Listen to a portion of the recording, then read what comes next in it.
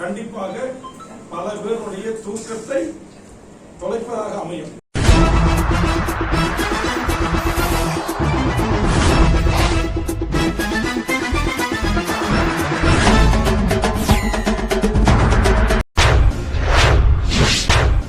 வேட்புமனு தாக்கல் முடிவடைவதற்குள் நாங்கள் எடுக்கும் முடிவு பலரின் தூக்கத்தை கெடுக்கும். தமிழக வாழ்வுரிமை கட்சி தலைவர் வேல்முருகன் பேட்டி. தமிழக வாழ்வுரிமை கட்சி தலைவர் வேல்முருகன் சென்னை விருகம்பாக்கத்தில் உள்ள கட்சி தலைமை அலுவலகத்தில் செய்தியாளரை சந்தித்தார். அப்பொழுது அவர் செய்தியாளரிடம் கூறியதாவது: முடிவு கண்டிப்பாக பல பேருடைய தூக்கத்தை தொலைப்பதாக அமையும். நான் யாரையும் தனிப்பட்ட முறையில் விமர்சனம் செய்வதற்கோ அவர்கள் தனிப்பட்ட முறையில் அவர்களை நான் கடிந்து கொள்வதற்கோ நான் தயாராக இல்லை. கேள்விகள் இருந்தால்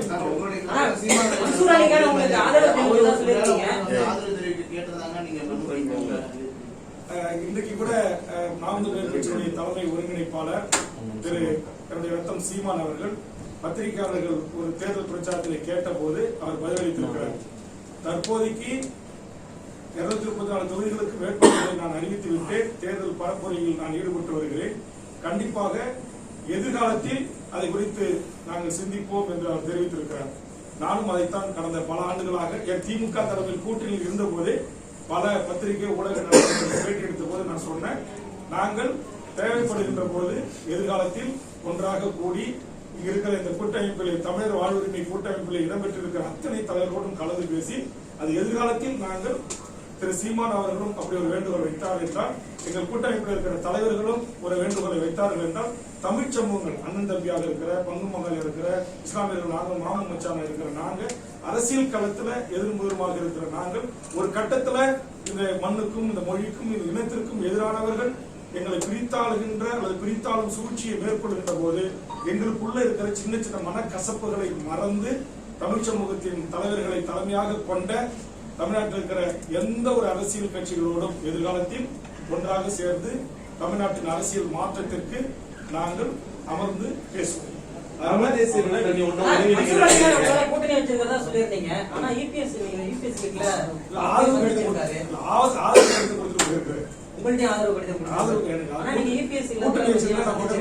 கூட்டணியே கிடையாது. அதான் சொல்றாங்க, நாம் எடுக்கிற அந்த கொள்கைக்கு தமிழ் தேசிய முடிவுக்கு அவர் ஆதரவு கடிதம் கொடுத்திருக்கிறார். அவர் எவ்வளவு கூட்டணியில இருந்தாருன்னா கண்டிப்பா கூட்டம் உட்கார இது கூட கூட்டணி. இப்ப இவங்க ஆதரவு கடிதம் கொடுத்திருக்காங்க.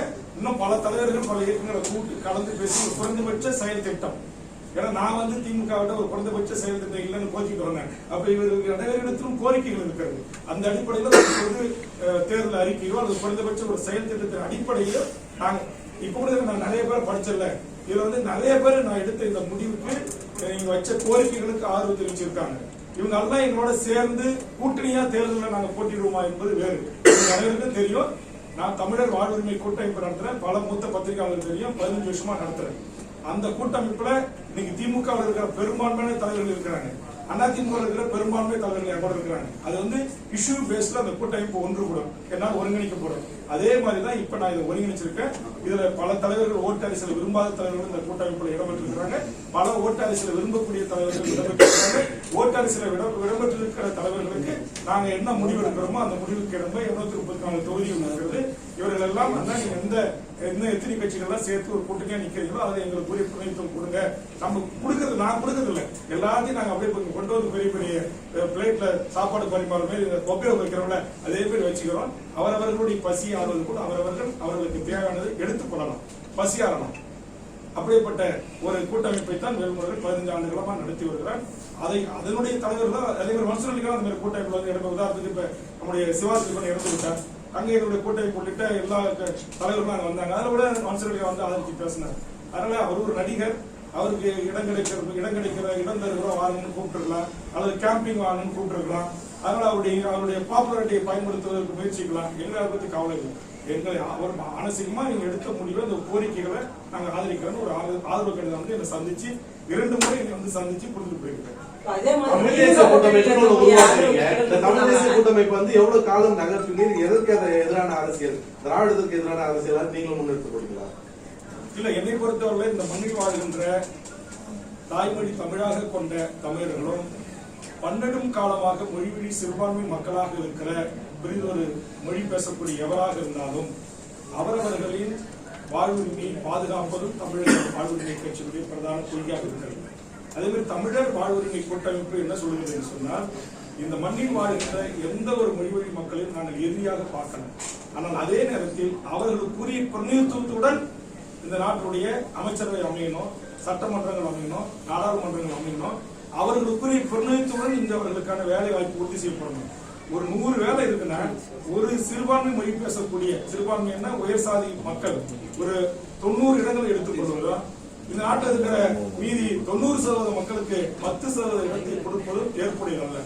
அதனால இங்க மொழிவழி மக்களாக இருக்கிற தாய்மொழி தெலுங்காக கொண்ட ஒக்கியர்களாக இருக்கலாம், தெலுங்கு தாய்மொழியாக கொண்ட மக்களாக இருக்கலாம், அதே போன்று சௌராஷ்டிரா பேசுகிற மக்களாக இருக்கலாம், மொழிவழி சிறுபான்மை மலையாளிகளாக இருக்கலாம், கன்னடர்களாக இருக்கலாம், எல்லாரையும் நாங்கள் இந்த மண்ணில் வாழக்கூடிய எங்கள் சகோதரர்களாகத்தான் நாங்கள் பார்த்தோம். அவர்கள் மீது எங்களுக்கு எந்த வெறுப்பும் கிடையாது. அவர்களுக்குரிய பிரதிநிதித்துவம் என்ன, அவர்களுக்குரிய என்ன இடஒதுக்கீடு, அதை நாங்கள் பெற்றுத் தருவதற்கு, அரசியல் அதிகாரம் தருவதற்கு, அரசியல் பிரதிநிதித்துவம் தருவதற்கு தமிழக வாழ்வுரிமை கட்சி தொடர்ந்து போராடி வருகிறது. இதையெல்லாம் தெரிந்து கொண்டுதான் நான் சொன்ன பல்வேறு மொழிவழி தேசிய இனங்கள் எங்களை ஆதரித்திருக்கிறது. அதனால என்னை பொறுத்தவரையில் தமிழ்நாட்டில் வாழ்ற எந்த ஒரு புரிதொரு இனக்குழுக்களுக்கும் நாங்கள் எதிரானவர்கள் அல்ல.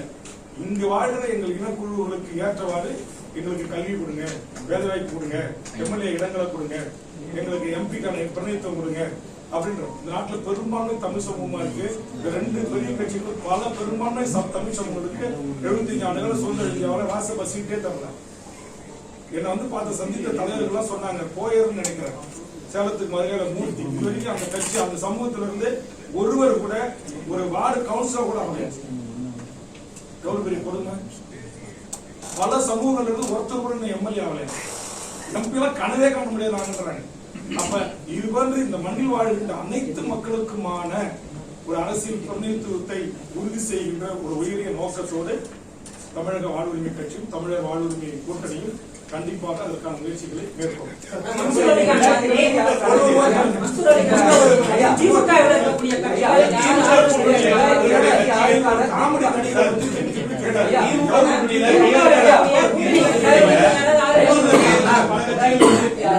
திமுகவுக்கும் மற்றும் பாஜகவுக்கு முக்கியமான கட்சிகளுக்கு ஒரு தற்கொலை வாய்ப்பு எங்களை வச்சு மட்டும் அந்த கேள்வி என்னால பதில் சொல்ல முடியாது. நான் சொல்றேன், கொஞ்ச நாள் 6ஆம் தேதிக்குள்ள தமிழ்நாட்டில் பல்வேறு விதமான அணி மாறல்களும் கூட்டமைப்புகளும் உருவாகி இருக்கிறது. திமுக கூட்டணியில கையெழுத்தான பல கட்சிகள் திரைமறைவுல புறப்படுறது பார்க்க முடியுது. என்ன காரணம்? நீங்க அவங்க கிட்ட தான் கேட்கணும். என்கிட்ட கேட்டீங்கன்னா அதுக்கான காரணத்தை நான் உங்ககிட்ட ஏற்கனவே விழாவாரியா பேசிட்டேன். எங்க கட்சியினுடைய தொண்டர்களுக்கு என்னுடைய முகநூல் பக்கத்துல 1.5 மணி நேரம் நான் பேசியிருக்கிறேன். அதெல்லாம் கட்டி ஒட்டி செய்தி போடுறேன். நான் திரும்ப உங்ககிட்ட கையெடுத்து கும்பிட்டு நான் சொல்றேன், அது என் சொந்த முகநூல் பக்கம். அதுல என் கட்சி தொண்டர்களுக்கு சில வேண்டுகோள் வைத்து பேசுறேன். அதை முழுசா கேட்காம வேல்முருகன் உடனே புறக்கணிச்சுட்டாரு, வேல்முருகன் சோறு எடுத்து விட்டார், வேல்முருகன் சோகமாகி விட்டார், வேல்முருகன் சோகமான ஆளா வேல்முருகன் சொல்லுங்க. அதனால இன்னைக்கு கூட ஒரு அமைச்சர் நான் உண்மைக்கு மாறா பேசுறேன் அப்படின்னு, அது உண்மைக்கு மாறா பேசிருக்கேன்னா அது உண்மையா என்பதற்கான அத்தனை சாட்சிகளும் சந்தர்ப்பங்களும் ஆவணங்களும் என்கிட்ட இருக்கு. அதனால அதுக்கான காலம் நேரம் வருகின்ற போது கண்டிப்பா எது உண்மை, எது பொய், எது அரசியலுக்காக பேசப்படுகிறது, எது சீட்டுக்காக பேசப்படுகிறது என்பதெல்லாம் மக்களுக்கு தெரிய வரும். அப்போது மக்கள் அதற்குரிய மதிப்பளிப்பார்கள். அதற்குரிய மதிப்பளித்து மாண்போடு எங்கள் நடத்துவார் என்கிற ஒரு மாறாத நம்பிக்கை எனக்கு இருக்கிறது. பாவம் சில அமைச்சர்கள் யாருக்கு யாரை விட்டு பதில் சொல்ல வைக்கணும் அப்படின்றது திமுகவுக்கு தெரியுது.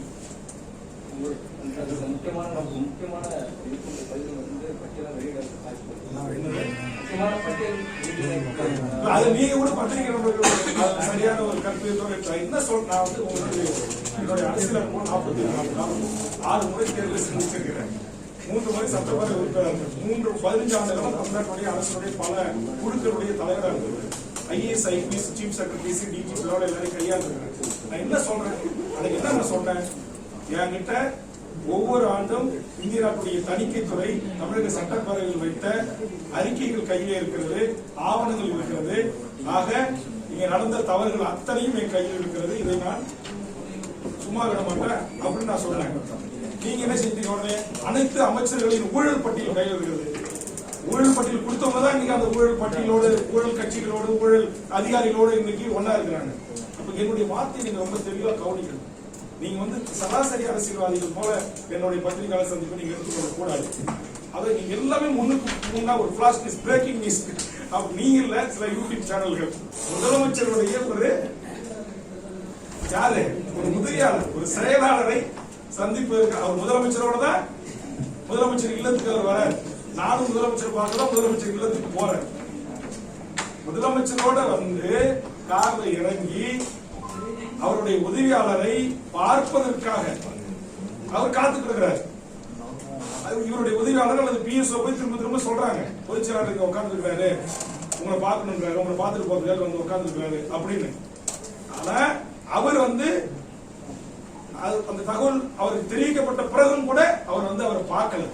அதனால நான் கிளியர் கட்டா நான் சொன்னேன், இதுதான் பொதுச் செயலாளர். இவங்க 2 பேர்ல அண்ணா காலத்துல அறையில இப்படி பக்கத்துல உட்கார்ந்து, இப்படி பக்கத்துல உட்கார்ந்து இருக்காங்க. ஆனா அந்த பொதுச் செயலாளராக இருக்கிற திரு துரைமுருகனுக்கு என்ன அதிகாரம் இருக்கிறது, அவருக்கு என்ன திமுகவில் எவ்வாறு மதிப்பளிக்கப்படுகிறது என்று நீங்கள் எழுப்பிய ஒரு கேள்விக்கு பதிலளிக்கிற வகையில் நான் அந்த கருத்தை சொன்னேன். அதை உடனே அந்த அமைச்சர் அவருக்கே உரிய பாணியில முதலமைச்சரை துரைமுருகன் சந்திக்க மறுத்தார் என்று சொல்வது அது ஏற்புடையது. நான் சொன்னது முதலமைச்சருடைய உதவியாளரை பார்ப்பதற்காக அந்த என்ன சொல்ல போனா அந்த டேட்டு டைம் அவரை வந்து உட்கார்ந்து அந்த அறையில காத்திருப்பவர் இருந்த அறையில இருந்தது, அதுக்கான எல்லா சாட்சிகள், ஆவணங்கள், சந்தர்ப்பங்கள் எல்லாமே இருக்கு. அதனால தயவு செய்து அமைச்சர் பெருமக்களை கேட்கிறேன், நீங்க உங்க தலைமை சொல்லிச்சு அப்படிங்கிறதுக்காக நீங்க பிறந்தது ஒரு சமூகம், நான் பிறந்தது ஒரே சமூகத்தால உங்களை வைத்து அவர்கள் பதில் சொல்ல வைப்பார்கள். துரைமுருகனை வைத்து எனக்கு அன்னைக்கு பதில் சொல்ல வைத்தார்கள், அதற்காக நான் துரைமுருகன் பதில் சொன்னேன். நாளைக்கு எம்ஆர்கே வைத்து பதில் சொல்ல வைப்பார்கள். இது வந்து ஆண்டாண்டு காலமா நடக்கிறது தான். அதிமுகவிலையும் அம்மையார் ஜெயலலிதா அவர்கள் ஏற்கனவே அப்படிதான் செய்வாங்க. அதனால ஒரு சொந்த ரத்த உறவுக்குள் அந்த ஒருவருக்கொருவர் கருத்து பரிமாற்றத்தின் ஊடாக ஒரு மன வருத்தத்தை ஏற்படுத்துகிற அந்த அரசியல் வேண்டாம், அது தவிர்க்கலாம் நினைக்கிறேன். சில மூத்த பத்திரிகையாளர் கூட என்னோட கேட்டாங்க, நேற்று வரைக்கும் அதிமுக வந்துட்டு இன்னைக்கு வந்து அபாண்டமா குற்றம் சாட்டுறாரு அப்படின்னு. நான் இன்னும் அபாண்டமா குற்றம் சாட்டவே ஆரம்பிக்கலையே, அதுக்காக எதுக்கு நீங்க? நான் அபாண்ட குற்றம் சாட்டுற ஆள் இல்லை, நான் எல்லாமே ஆத்தன்டிக்கா பேசக்கூடியவன். அதனால எல்லாமே ஆதாரப்பூர்வமா பேசக்கூடியவன். என்னுடைய பொது வாழ்வு என்பது என்னுடைய கிராமத்தில் நான் பிறந்து வளர்ந்து இருந்த காலத்திலிருந்து நான் பொது வாழ்வில் இருக்கிறேன். அதனால தயவு செய்து மாண்புமிகு எனக்கு பதில் சொன்ன மாண்புமிகு அமைச்சர் திரு சிவசங்கரன் அவர்களே, நான் என்ன முழுசா சொன்னேன் அப்படின்றத திரும்ப உடைய பத்திரிகையாளருடைய நேரடி ஒளிப்பதிவுகள் இருக்கிறது, மெயின்ஸ்ட்ரீம்ல வந்திருக்கு. அதை பார்த்து விட்டு நான் முதலமைச்சரை பார்க்க முடியவில்லை என்று சொன்னா, முதலமைச்சருடைய செயலாளரை பார்க்க முடியவில்லை என்று சொன்னதா என்பதற்கு உரிய பதில் சொல்லணும்.